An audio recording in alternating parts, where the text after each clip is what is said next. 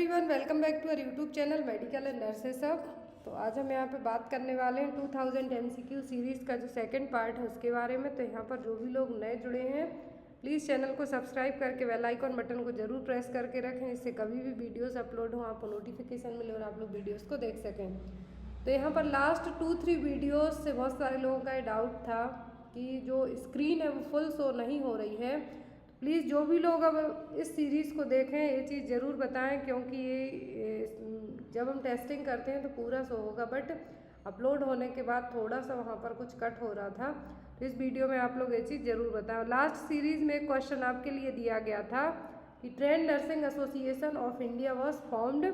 तो ये कब बनाया गया था, इसकी स्थापना कब हुई थी? तो ये बना था 1908 में। और यहाँ पर ये सीरीज़ जो स्टार्ट की गई 2000 MCQ सीरीज़, इसमें आपका DSSB, ESIC, HPSSB, AIIMS Patna, DMER और जो अपकमिंग CHO एग्ज़ाम होते हैं वो सभी इस सीरीज़ से कवर होंगे, क्योंकि यहाँ पर जो भी क्वेश्चन लिए गए हैं न्यू एंड अपडेटेड क्वेश्चन है, जो आपके एग्ज़ाम में कंटिन्यूस नए नए जो टॉपिक वाइज क्वेश्चन आते हैं वो हैं। यहाँ पर कोशिश की जाएगी कि क्लास आपकी मोर देन 1 आवर तक रहे, जिससे आपको ज़्यादा से ज़्यादा कंटेंट कम टाइम में प्रोवाइड हो सके। और एक और चीज़ कि जिनका भी अब अपकमिंग टाइम में DSSB, ESIC या फिर एम्स पटना का पेपर होता है तो आप लोग प्लीज़ प्रीवियस पेपर ज़रूर एक बार चेक करें, क्योंकि जैसे अभी तक एग्ज़ाम हुए हैं क्वेश्चन चेंज हुए हैं, बट जो पैटर्न रहा है पेपर का वो बिल्कुल सेम रहा है। चाहे आप UP NHM पेपर देख लें या फिर MP CHO या फिर अदर स्टेट CHO एग्ज़ाम देखते हैं, तो सभी का पैटर्न है जो बिल्कुल सेम आया है। तो आप लोग प्लीज़ पूरे पेपर्स एक बार रिवाइज करके एग्ज़ाम देने ज़रूर जाएं, आपकी बहुत ज़्यादा हेल्प हो जाती है इससे। And second and most important thing कि बहुत ही जल्दी आपको एक ऐसा प्लेटफॉर्म दिया जाएगा जिस पर आपको हर एक कंटेंट अवेलेबल होगा। स्पेशली जो आपके नर्सिंग एग्ज़ाम होते हैं, लैब टेक्नीशियन के पेपर्स भी वहाँ पे आपको अरेंज किए जाएंगे, क्योंकि बहुत सारे लोग हैं जो हमारे इस चैनल पर लैब टेक्नीशियन और ANM वाले भी जुड़े हुए हैं, तो उनकी भी हेल्प की जाएगी। तो आज की इस सीरीज़ को हम स्टार्ट करते हैं, बट जो भी लोग नए हैं प्लीज़ चैनल को सब्सक्राइब जरूर कर लें, जिससे आपको अपकमिंग टाइम में बहुत ज़्यादा हेल्प मिलेगी एग्ज़ाम में आपके। तो यहाँ पर क्वेश्चन नंबर फर्स्ट है और लास्ट क्वेश्चन दिया था जो trend nursing association of India, almost सभी लोगों ने आंसर सही दिया है। इनकेस इसका हेडक्वार्टर आपसे पूछा जाता है तो इसका हेडक्वार्टर न्यू दिल्ली में है, और यदि आपको पूछा जाता है कि INC का जो हेडक्वार्टर है वो कहाँ पर है तो वो भी न्यू दिल्ली में है। तो यहाँ पर आज का क्वेश्चन नंबर फर्स्ट है, which are the unusually shaped bones for a unique purpose like vertebra, these also provide protection and a large surface to which muscle can attach. That means कि जो एक अनयूजुअल शेप की bone है जिसका एक unique purpose है, कुछ एक ही ऐसा पर्पस है, यूनिक पर्पस है, जैसे कि वर्टिब्रा। तो वर्टिब्रा को यहाँ पर किस टाइप की बोन्स में कंसीडर किया जाएगा? यहाँ पर ऑप्शन में है, और जो क्या करेंगी, लार्ज सरफेस ऑफ एरिया देंगी मसल्स को अटैच करने के लिए। Flat bones, irregular bones, short bones या फिर लॉन्ग बोन्स। तो यहाँ पर जो आपका राइट आंसर होगा वो क्या होगा? तो यहाँ पर जो वर्टिब्रा है किस टाइप की बोन है? रेगुलर बोन्स की कैटेगरी में आएगी। कहाँ पर आएगी? रेगुलर बोन्स की कैटेगरी में आएगी ये वर्टिब्रा। तो यहाँ पर अब हम बात करेंगे कि जो वर्टिब्रा के अलावा ये तो रेगुलर बोन्स हो गई, जो अदर टाइप की बोन्स है, देखिए यहाँ पर शेप ऑफ बोन्स दिया हुआ है, तो अलग अलग टाइप की बोन्स होती हैं। तो यहाँ पर जो सूचरल बोन्स हैं, जो कि ब्रेन में जो सूचर्स होते हैं वहाँ पर ही पाई जाएंगी, चाहे पैराइटल ले लो, टेम्पोरल ले लो, जहाँ पर जितने भी सूचर्स होंगे वहाँ पर ये सूचरल बोन होंगी। फिर आती हैं फ्लैट बोन्स।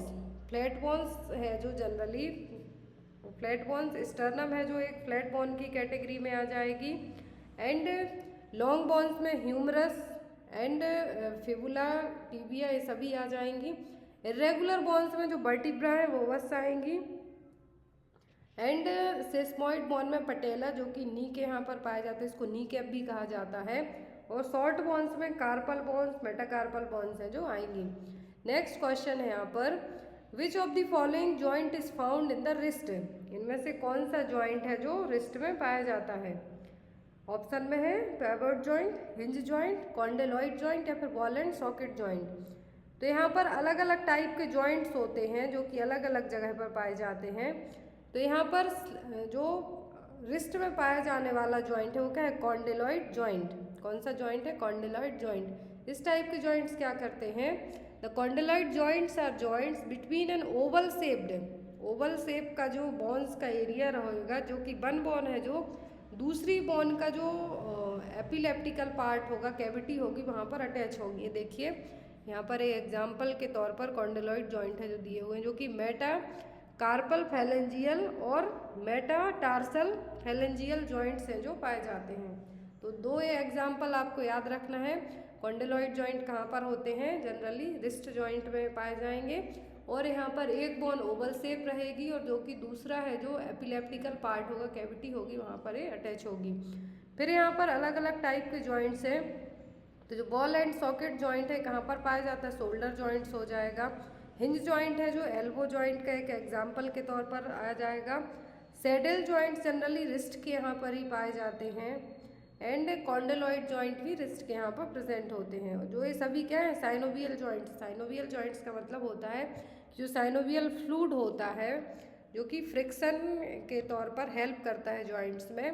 तो ये सभी क्या हैं, ये साइनोवियल टाइप के जॉइंट्स हैं, और फिर इन जॉइंट्स को अलग अलग कैटेगरी में डिवाइड किया जाता है। नेक्स्ट है यहाँ पर serological and which kind of test commonly are used in diagnosis of rabies. तो रेबीज को डायग्नोस करने के लिए एक तो होता है सीरोलॉजिकल टेस्ट, और दूसरा कौन सा टेस्ट होता है जो कि रेबीज को डायग्नोस करने में हेल्प करता है। ऑप्शन में हेमेटोक्रेट, इन्यूलिन क्लियरेंस, ऑस्कल्टेशन या फिर मॉलिक्यूलर टेस्ट।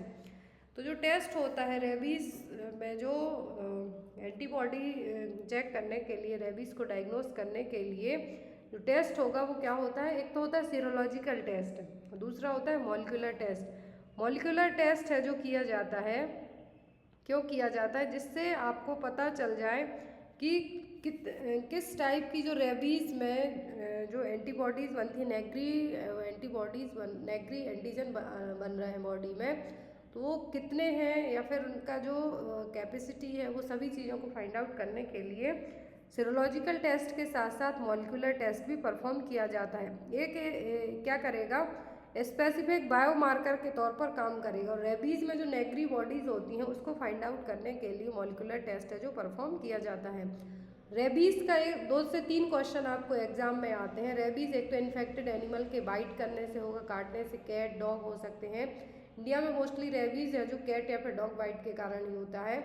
सेकेंड थिंग कि पोस्ट एक्सपोजर, दैट मीन्स होने के बाद जब जो वैक्सीनेशन होता है, पोस्ट एक्सपोजर वैक्सीनेशन भी रेबीज़ में ही किया जाता है। और इन केस किसी पर्सन को डायग्नोस किया जाता है रेबीज, तो सीरोलॉजिकल और मॉलिक्यूलर टेस्ट से किया जाएगा। सीरोलॉजिकल तो सभी को पता होगा, बट मॉलिक्यूलर टेस्ट में एक स्पेसिफिक बायोमार्कर को है जो क्या किया जाता है, चेक किया जाता है। और तो इसमें जो मॉलिक्यूलर टेस्ट किया जाए किसके लिए, जो नेगेटिव बॉडीज़ का फॉर्मेशन होगा रेबीज पेशेंट में, उसको चेक करने के लिए। आई होप आपको सभी क्वेश्चन क्लियर होते जा रहे हो। नेक्स्ट क्वेश्चन है यहाँ पर, which of the following vitamins is part of dietary management of Alzheimer disease. तो कौन सा विटामिन है जो अल्जाइमर डिसीज़ का यदि कोई पेशेंट है उसकी हेल्थ में इम्प्रूव करने के लिए डाइटरी मैनेजमेंट के तौर पर उसको यूज़ किया जाएगा। तो ऑप्शन में यहाँ पर vitamin B12, vitamin D, vitamin A या फिर विटामिन K। तो जो विटामिन हेल्प करता है पेशेंट में वो क्या है, विटामिन B12। बट यहाँ पर अभी इसके कोई भी ऐसे एविडेंस नहीं है, बट ये क्या करेगा, विटामिन D क्या करेगा कि जो अल्जाइमर डिसीज़ के पेशेंट जिनमें डिमेंशिया की प्रॉब्लम मेनली देखने को मिलती है, तो उसको ट्रीट करने के लिए, थोड़ा बहुत मैनेज करने के लिए डाइटरी मैनेजमेंट में हम विटामिन B12 या फिर विटामिन B कैटेगरी के विटामिन को ऐड कर सकते हैं।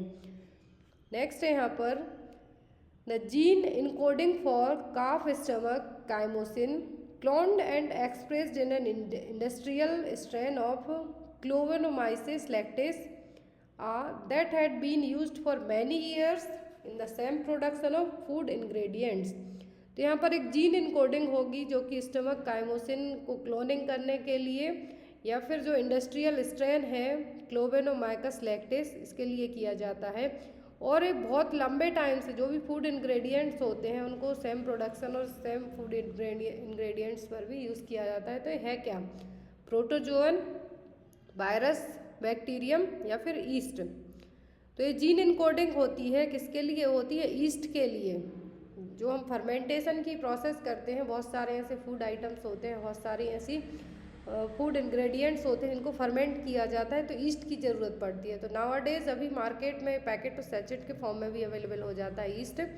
बट यदि जो खमीर जिसको हम हिंदी में बोलते हैं, उसको बनाने के लिए क्या किया जाता है? जो गर्माहट होती है या फिर जब वेदर है जो बहुत ज़्यादा क्या होता है, हाई होता है या फिर गर्म होता है, उस टाइम पर हम फर्मेंटेशन की प्रोसेस बहुत जल्दी कर सकते हैं।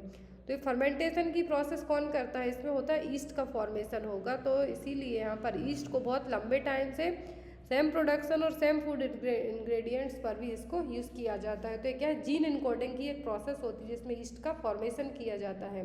तो ये क्या है? East.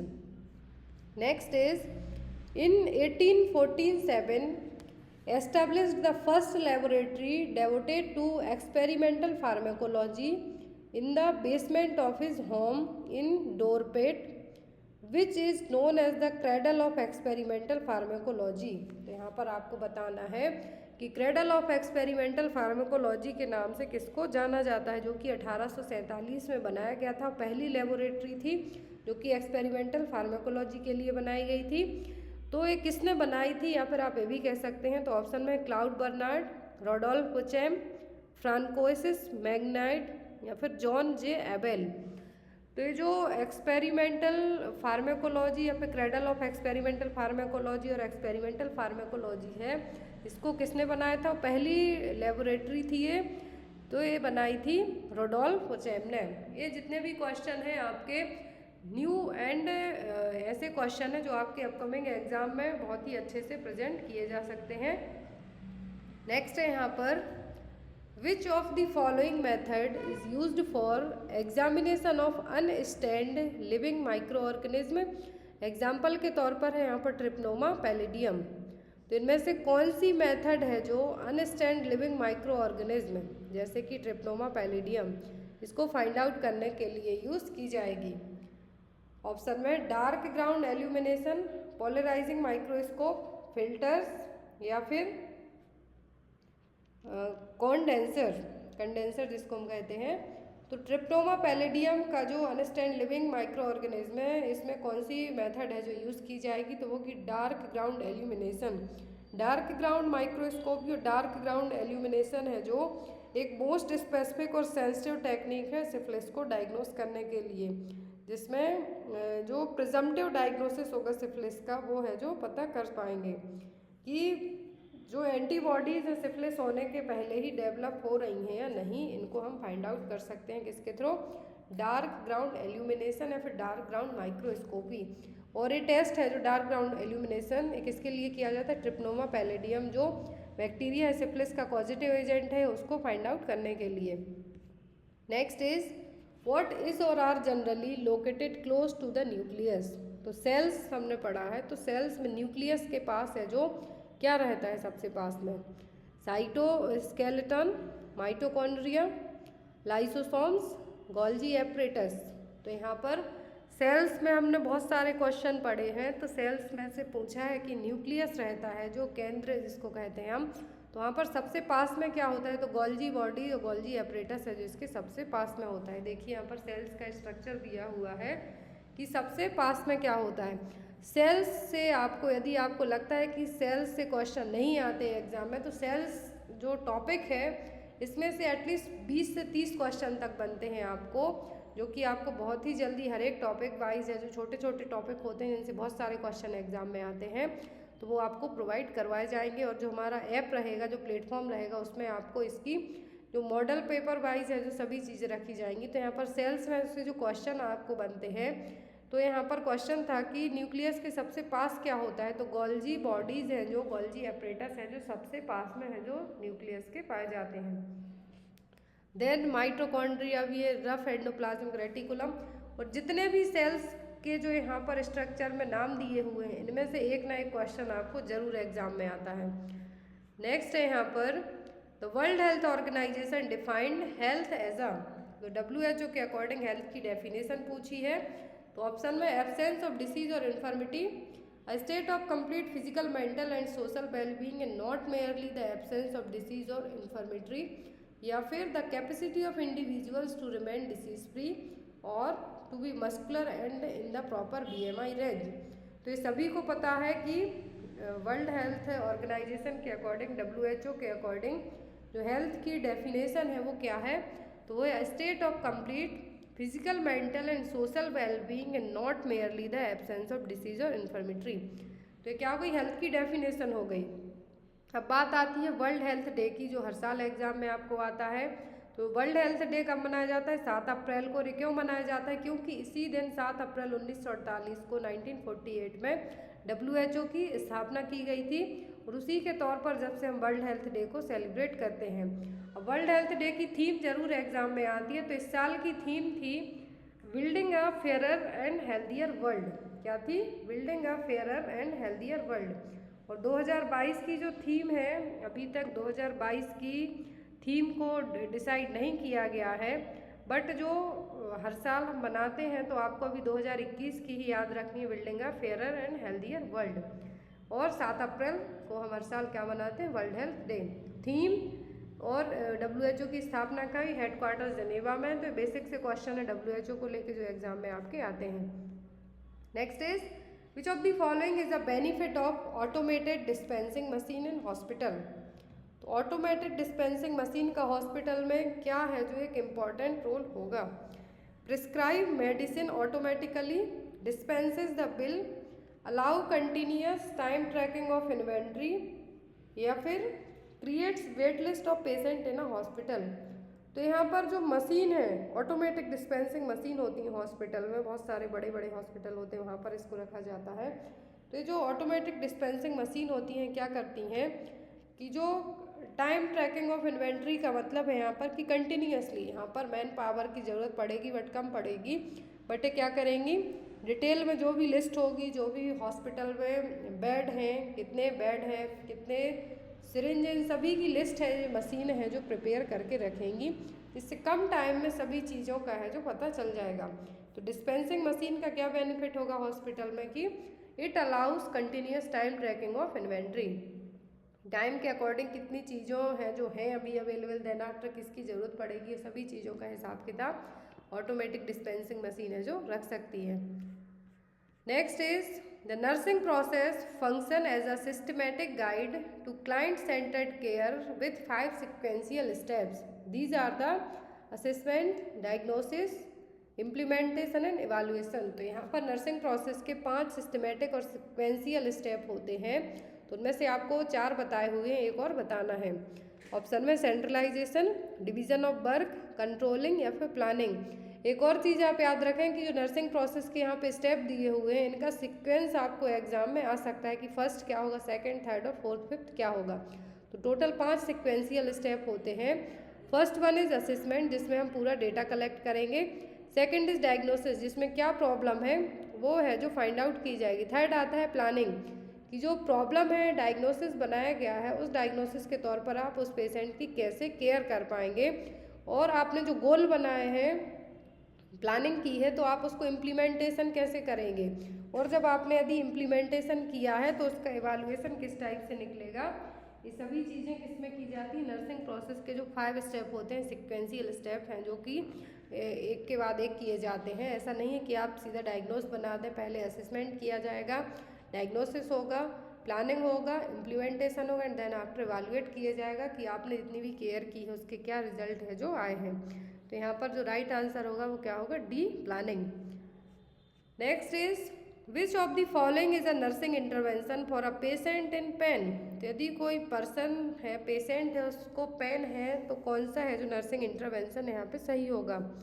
Recognising the existence of pain, determining if the pain is really there, not talking to the patient, teaching the patient to concentrate on pain and acknowledge it. तो यहाँ पर यदि किसी पेशेंट को पेन है, दर्द है, तो आप वहाँ पर उस पर नर्सिंग इंटरवेंशन है जो किस टाइप से बनाएंगे। तो यहाँ पर आपको क्या करना है कि ना तो आपको पेशेंट से ज़्यादा बात करनी, क्योंकि ऑलरेडी बेचारा पेन में है और आप उससे और ज़्यादा उसको इरिटेट करने की कोशिश करेंगे। ना ही पेशेंट से कहेंगे कि आपको जहाँ दर्द हो रहा है वहाँ पर कंसंट्रेट करके रखिए, इवन उसके आप माइंड को डाइवर्ट करने की कोशिश करेंगे। और ना ही पेशेंट से कहेंगे बार बार कि आपको सही में पेन हो रहा है, यहाँ पर पेन हो रहा है। तो आपका यहाँ पर जो इंटरवेंशन बनेगा अकॉर्डिंग टू ऑप्शन के, वो क्या होगा कि पेन कहाँ हो रहा है उस चीज़ को आप रिकॉग्नाइज करने की कोशिश करेंगे, देन आफ्टर उस पर आप केयर करने की कोशिश करेंगे। तो यहाँ पर आपका जो राइट आंसर होगा वो क्या होगा, recognize the existence of pain.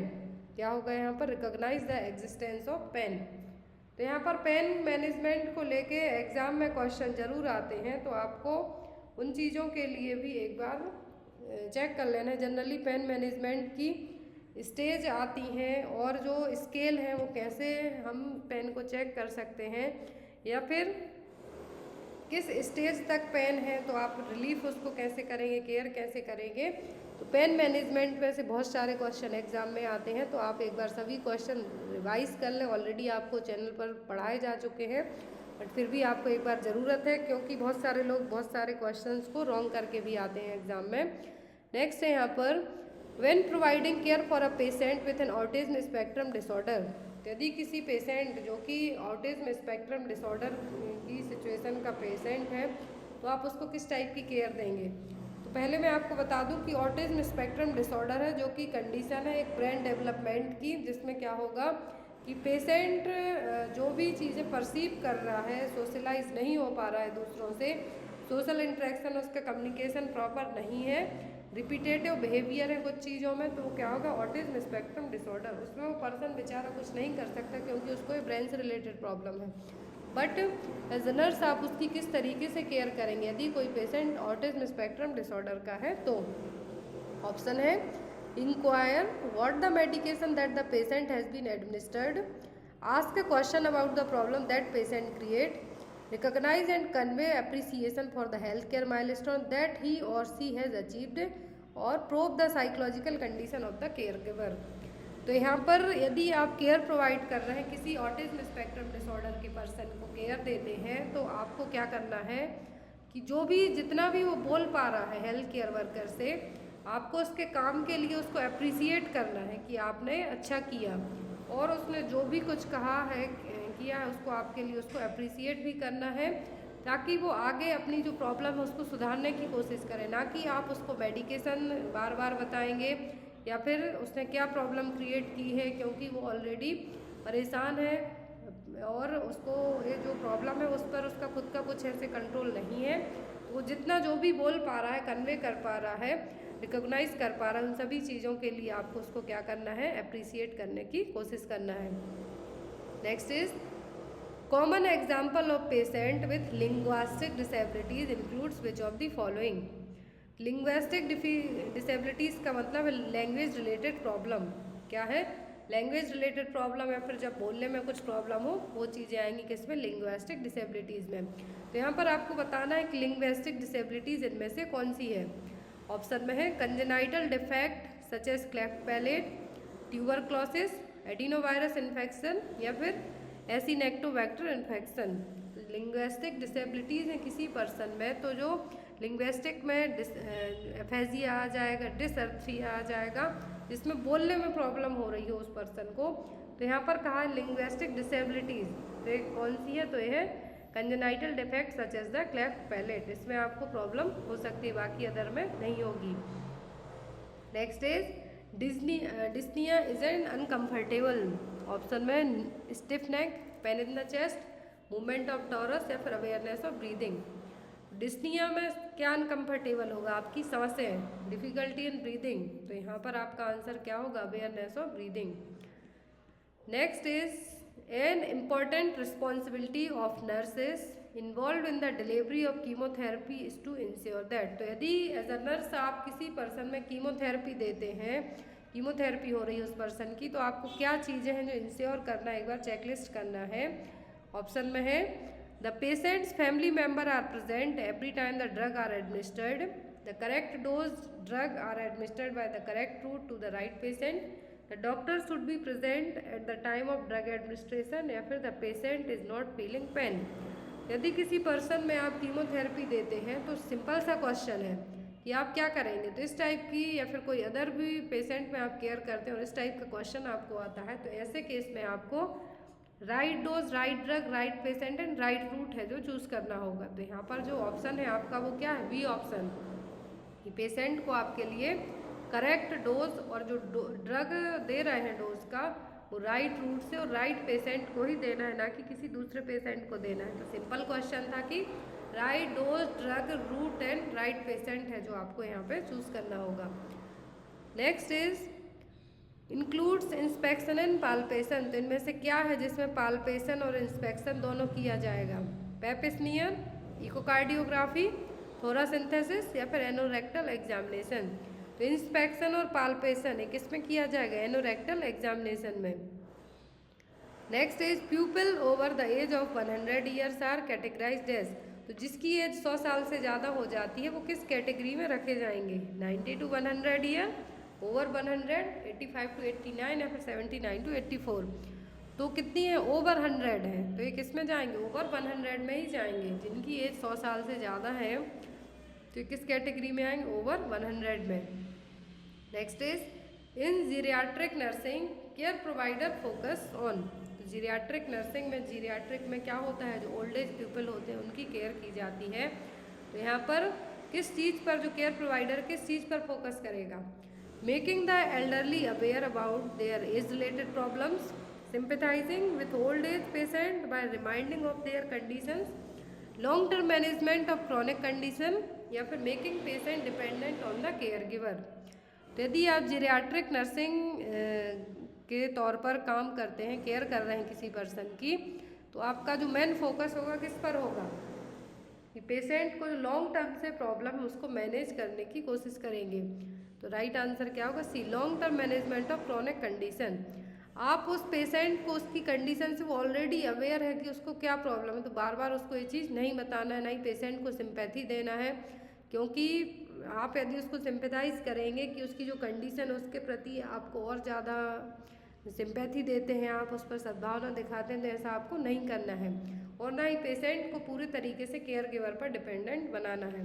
तो यहाँ पर जीरियाट्रिक नर्सिंग में आप जो केयर प्रोवाइड करते हैं तो किस पे फोकस करेंगे कि जो लॉन्ग टर्म से क्रॉनिक कंडीशन है उसको कैसे मैनेज करें।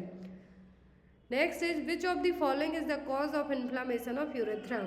तो यूरेथ्रा में इन्फ्लामेशन का क्या कारण होगा, ट्राइकोमोनास, क्राउक, बर्साइटिस या फिर लूपस। तो यूरेथ्रा में जो इन्फ्लामेशन का, इन्फेक्शन का मेन कॉज होगा वो होगा ट्राइकोमोनास वेजाइनलिस। तो यहाँ पर अकॉर्डिंग टू ऑप्शन के जाएंगे हम, तो क्या होगा, trichomonas. Next is renal tuberculosis diagnosed is based on. तो रीनल ट्यूबरक्लोसिस को कैसे डायग्नोस किया जाएगा, detection of entamoeba, size and shape of an aneurysm, TB bacilli in urine and IBP या फिर सीएसएफ शोइंग द प्लियोसाइटोसिस। तो यहाँ पर आपको किस तरीके से है जो डायग्नोस करेंगे इसके लिए, यदि रीनल ट्यूबरक्लोसिस है तो यदि लंग्स में होती तो चेस्ट एक्सरे से डायग्नोस हो जाते, यदि रीनल में है तो कैसे करेंगे, ट्यूबरक्लोसिस के वैसिलाई, माइकोबैक्टीरियम ट्यूबरकुल वैसिलाई है जो कि यूरिन में, और जो कि एक टेस्ट होता है आईबीपी, इंट्रावीनस पाइलोग्राम, जिसमें किडनी और यूरेटर्स का है जो एक्सरे टाइप से किया जाता है, तो उसके थ्रू हम पता कर सकते हैं। तो रीनल ट्यूबरक्लोसिस को डायग्नोस किसके बेस पे किया जाएगा कि ट्यूबरक्लोसिस के जो बेसिलाई वो यूरिन में तो नहीं है, और इंट्रावीनस पाइलोग्राम के थ्रू हम कर सकते हैं। इंट्रावीनस पाइलोग्राम क्या होता है, it's an imaging test that is used to look at the kidney and the ureters, जिसमें यूरेटर्स जो यूरिन को कैरी करेंगे, जो कि यूरिन के लिए जो नैरो ट्यूब्स होते हैं यूरेटर्स उनमें, और ब्लैडर में या फिर यूरेटर्स में, किडनी में, कहीं पर भी कोई उनको ऐसे कुछ पैचेस बने हुए दिखते हैं तो इस आईबीपी टेस्ट के थ्रू वो फाइंड आउट किए जा सकते हैं। Next is which of the following is not a step of carcinogenesis. Carcinogenesis का मतलब है कि कैंसर को कॉज करने वाले ऐसी प्रोसेस है, कार्सिनोजेंस तो क्या हुआ है जो कि रीजन हो गया, बट जो पूरी प्रोसेस है तो उसमें क्या इंक्लूड नहीं होगा कार्सिनोजेनेसिस में। ऑप्शन में इनिशिएशन, डाइजेशन, प्रमोशन या फिर प्रोग्रेशन। तो कार्सिनोजेनेसिस जो कि एक स्टेप बाय स्टेप प्रोसेस है, इसमें जो इंक्लूड नहीं होगा वो क्या होगा, डाइजेशन। वहाँ की ये देखिए इनिशिएशन, जिसमें जीनोटॉक्सिक कार्सिनोजेनिक एजेंट जो कि एक इनिशिएटेड सेल है, स्टार्टिंग फेज में है, यानी प्रमोशन में जाके क्या होगी, प्रोलिफरेट होगी, 1 से 2, 2 से 4 बनेगी, और प्रोग्रेशन में इतने फास्ट है जो सेल है बनेगी कि ये कैंसर का पूरा है जो रूप धारण कर लेंगी। तो यहाँ पर इनिशिएशन, प्रमोशन, प्रोग्रेशन, ये 3 स्टेप होते हैं। इनिशिएशन एक इनिशिएटिव सेल है जो स्टार्टिंग फेज की 1 सेल होगी। प्रमोशन में क्या होंगी, प्रोलिफरेट होंगी, 1 से 2, 2 से 3, 4, 5 बनेंगी। एंड प्रोग्रेशन में बहुत ही फास्ट तरीके से फैलेंगी, प्रोलिफरेट होना स्टार्ट हो जाएंगी। Next is which of the following is cause of cervical cancer. तो यहाँ पर आपको बताना है कि सर्वाइकल कैंसर का मेन कॉज है जो क्या है, having sex at an early age, high fat diet, alcohol consumption, first child after the age of 30। Cervical cancer का जो मेन रीजन है यहाँ पर वो क्या है, तो वो है यहाँ पर having sex at an early age, कम उम्र में सेक्स करना क्या है, सर्वाइकल कैंसर का कारण है। और HPV ह्यूमन पेपिलोमा वायरस भी मेन रीजन है सर्वाइकल कैंसर का। सेकेंड थिंग, HPV कैंसर जो सर्वाइकल कैंसर, इसको प्रिवेंट करने के लिए वैक्सीनेशन होता है, तो वो क्या है, HPV वैक्सीन, जो कि ह्यूमन पेपिलोमा वायरस के लिए लगाई जाती है। सर्वाइकल कैंसर के लिए यदि वैक्सीन पूछते हैं तो वो HPV वैक्सीन। पॉजिटिव एजेंट क्या हो सकता है, यदि पॉजिटिव एजेंट पूछते हैं, यहाँ पर कॉज है, यदि एजेंट पूछते हैं तो वो होगा HPV virus, human papilloma virus. And जो यहाँ पर रीजन कहा है तो वो क्या है, having sex at an early age. Pap smear cervical cancer को डायग्नोस करने के लिए किया जाता है, एक डायग्नोस्टिक टेस्ट है ना कि कंफर्मेटरी टेस्ट है, भी आपको याद रखना है। Next is an arterial line that is used if frequent blood pressure and arterial blood gas determination are needed. It is especially useful. तो जो आर्टेरियल लाइन है और ए लाइन है, बार बार ब्लड प्रेशर और आर्टियल ब्लड गैस एनालिसिस, जो ABG analysis क्या हो रहा है, फ्लक्चुएट हो रहा है, तो इनको सही सॉर्ट रखने के लिए किस टाइप से हेल्प करेगी, for patient with stable vitals, for air embolism after surgery, या फिर for patient experiencing cardiac tamponade. तो यदि आप ABG एनालिसिस और ब्लड प्रेशर क्या हो रहा है डिटर्मिनेशन के तौर पर आपको बार बार इस चीज़ों को चेक करना है, तो किस तरीके से हेल्प करेगा, ये करेगा आफ्टर सर्जरी, सर्जरी होने के बाद है जो पेशेंट में, पोस्ट ऑपरेटिव पेशेंट में आपको सही टाइम पर BP चेक करना, ABG, ये सभी चीज़ों को ये हेल्प करेगा, आर्टेरियल लाइन और ए line. Next is, if a patient has been diagnosed with a form of dementia, the team should make dementia-friendly adjustment to their approach and the environment, be they in a hospital or care home, to help them maintain a maximum level of functioning and quality of life. This can be ensured by। तो यहाँ पर कोई dementia का एक patient है, तो यहाँ पर उसके लिए डिमेंशिया फ्रेंडली एडजस्टमेंट किया जा रहा है, इन्वायरमेंट उसी टाइप का बनाया जा रहा है, चाहे वो हॉस्पिटल में हो या फिर होम केयर उसको दी जा रही है। तो मैक्सिमम लेवल ऑफ फंक्शनिंग के लिए वो सही तरीके से काम करे, क्वालिटी ऑफ लाइफ भी उसकी सही रहे, तो क्या है जो आप इंश्योर करेंगे, क्या चीज़ें चेक करेंगे, adjusting the movement, good level of light, closed room, consent present of nurse in the patient room.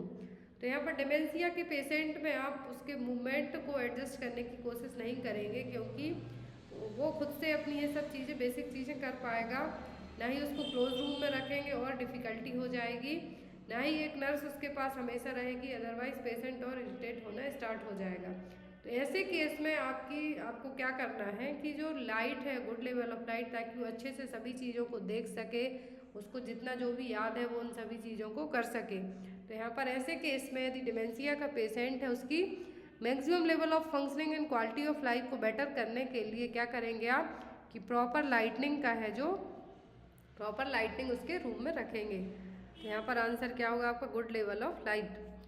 Next is through good care planning and collaboration with secondary care colleagues और by advising and supporting family carer in community setting, nurses can help to ensure people with dementia with which of the following। तो यहाँ पर good care planning देना है, collaborate करना है secondary care colleagues के साथ जो कि डिमेंशिया के पेशेंट की हेल्प कर रहे हैं, चाहे कम्युनिटी हो चाहे फैमिली हो। तो एक नर्स है जो डिमेंशिया के पेशेंट किस टाइप से हेल्प कर सकती है, मतलब कि उसके पेशेंट जो सेकेंडरी कलीग केयर प्रोवाइड कर रहा है वो सभी बहुत अच्छे हैं, गुड केयर प्रोवाइड करवा रहे हैं। तो एज अ नर्स आप और क्या करेंगे? By providing adequate citrus liquid drink, by providing high protein diet, by assisting to go to the toilet frequently, या फिर बाय असिस्टिंग इन एक्सरसाइज। तो ऐसे केस में जो ऑलरेडी आपके जो सेकेंडरी केयर कलीग्स हैं, उसके फैमिली मेम्बर्स, सपोर्टिंग फैमिली है, सभी चीज़ें बेटर हैं, तो एज अ नर्स आप करेंगे कि उसको एक्सरसाइज में असिस्ट करने में हेल्प करेंगे। बाकी ये सभी काम उसके फैमिली मेम्बर जो उसके कलीग्स हैं वो सब कर देंगे, बट आप उसको एक्सरसाइज करने में हेल्प करेंगे। तो यहाँ पर आंसर क्या होगा? By assisting in exercise. Next is which of the following is not a determinant of health. तो हेल्थ के डिटर्मिनेंट्स हमने पढ़े हैं, तो इनमें से कौन सा नहीं है? ऑप्शन में social and economic, physical environment, the persons individual characteristic and behaviour, the persons material environment. तो यहाँ पर जो हेल्थ के डिटर्मिनेंट्स हैं वो कौन से नहीं हैं, वो पूछा है आपसे। तो हेल्थ के डिटर्मिनेंट होते हैं economic, social economic, physical environment and person का जो कैरेक्टरिस्टिक्स है, जो बिहेवियर है वो होगा, बट जो नहीं होगा वो क्या होगा? Material environment. तो यहाँ पर आपका आंसर क्या होगा? Person's material environment. हेल्थ के डिटर्मिनेंट होते हैं सोशल इकोनॉमिक, फिजिकल, पर्सन का जो कैरेक्टर है, बिहेवियर है, ये सभी चीज़ें आ जाएंगी, बट जो नहीं होगा वो क्या होगा? Person's material environment. Next is primary complex in a chest x-ray is characteristics feature of. तो यहाँ पर प्राइमरी कॉम्प्लेक्स का मतलब जो गोन्स फोकाई देखने को मिलते हैं एक्सरे, जब चेस्ट एक्सरे किया जाता है तो किस डिसीज में देखने को मिले, किसका कैरेक्टरिस्टिक्स फीचर है? ऑप्शन में निमोनिया, एम्पायमा, ब्रोंकियोलाइटिस या फिर ट्यूबरक्लोसिस। तो चेस्ट एक्सरे में जो प्राइमरी कॉम्प्लेक्स और गोन्स फोकाई देखने को मिलते हैं वो किस में देखने को मिलते हैं देखने में ट्यूबरक्लोसिस के पेशेंट में। प्राइमरी और जो गोन्स फोकाई होंगे, क्लस्टर होगा ग्रेन्युलोमा का, वो किस में देखने को मिलते हैं? जब चेस्ट एक्सरे किया जाएगा ट्यूबरक्लोसिस के पेशेंट का।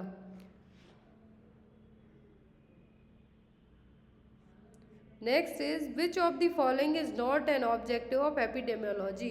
एपिडेमियोलॉजी का ऑब्जेक्टिव कौन सा नहीं है? ऑप्शन में है to determine the extent of disease found in the community, to evaluate both existing and new preventive and therapeutic measures and mode of healthcare delivery, to study the natural history and prognosis of disease, to help draw conclusion on the social cause of the problem। तो यहाँ पर epidemiology का मतलब आपको पता होगा, जब भी आप ऑब्जेक्टिव बता पाएंगे। तो एपिडेमियोलॉजी का मतलब होता है the study the scientific study of the spread and control of disease. Disease कैसे फैली है और उसको हम कैसे कंट्रोल कर सकते हैं, ये एपिडेमियोलॉजी का मतलब होगा। अब एपिडेमियोलॉजी में यहाँ पर ऑब्जेक्टिव कौन सा नहीं है आपको बताना है, तो वो होगा to help draw conclusion on the social cause of the problem. Epidemiology में डिसीज़ कैसे फैलती है, हम उसको कैसे कंट्रोल करते हैं, क्या थेराप्यूटिक मेजर्स अपना सकते हैं, डिसीज़ की प्रोग्नोसिस नेचुरल है या फिर आर्टिफिशियल है, सभी चीज़ें हम फाइंड आउट कर सकते हैं। बट उसके कंक्लूज़न पर हम नहीं पहुंचेंगे कि हम कंक्लूज़न बना लें, तो ये क्या हो गया? ये ऑब्जेक्टिव नहीं होगा। और आपको एपिडेमियोलॉजी का जो ट्रियाड है वो ज़रूर एग्जाम में आता है, agent, host and environment exam में हमेशा आता है। एपिडेमियोलॉजी के यदि फादर पूछे जाते हैं तो वो है Jon Snow.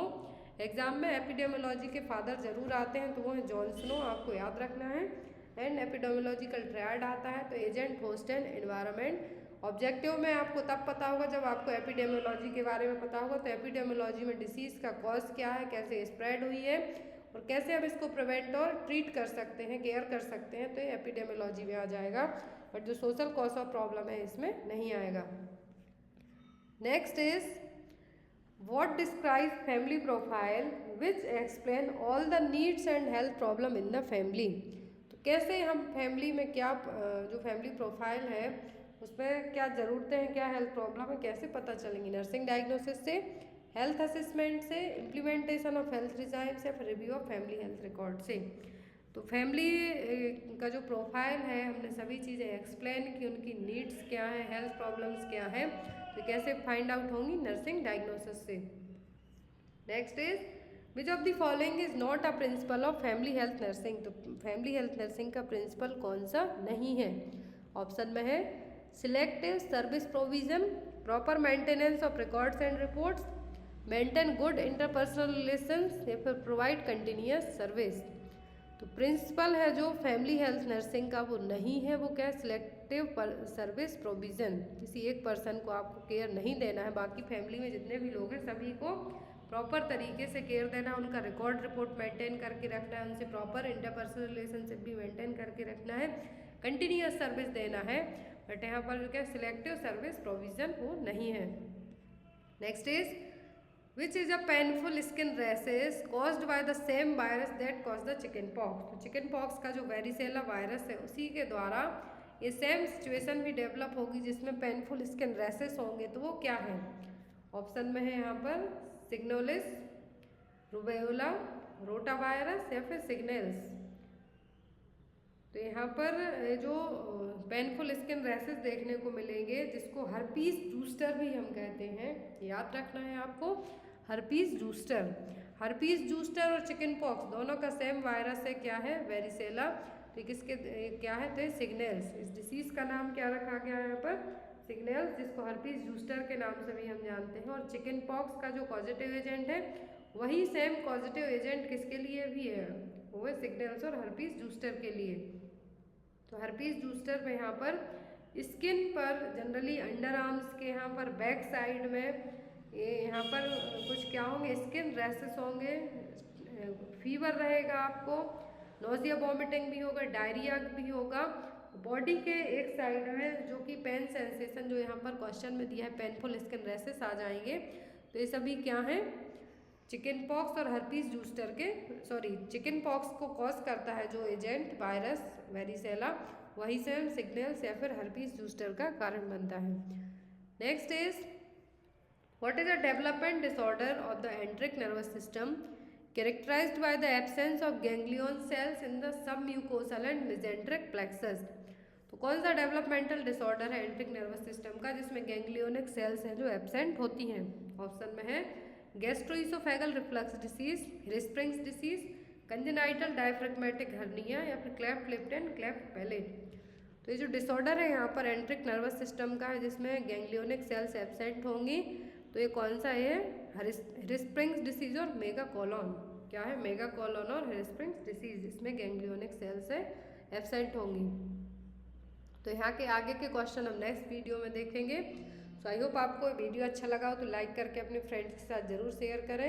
And most important thing कि जो भी लोग नए हैं प्लीज़ सब्सक्राइब करके अपने फ्रेंड्स के साथ भी इन वीडियोज़ को शेयर करें जिनसे उनकी अपकमिंग टाइम में हेल्प हो पाए। Thank you for watching us. Bye bye.